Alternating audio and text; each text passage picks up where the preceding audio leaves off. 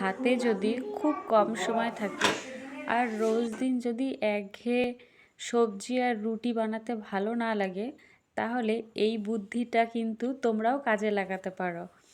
তো প্রথমে দেখতেই পাচ্ছ এখানে আমি বেশ কিছুটা পরিমাণে পালং শাক নিয়েছি, আর নিয়েছি ধনেপাতা, আর দিয়েছি কাঁচা লঙ্কা, পেঁয়াজ, আদা আর রসুন।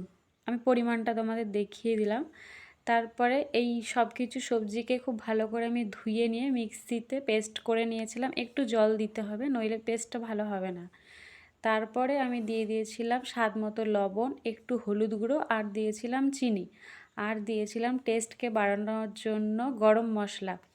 এরপরে আমি এখানে 2 বাটি আটাকে খুব ভালো করে ওই ব্যাটারটার মধ্যে ভালো করে মিশিয়ে নিয়ে একটা ডো তৈরি করে নিয়েছিলাম। সামান্য একটু জল দিতে হয়েছিল, সামান্য জল দিয়ে রেস্টে রেখেছিলাম 10 মিনিট।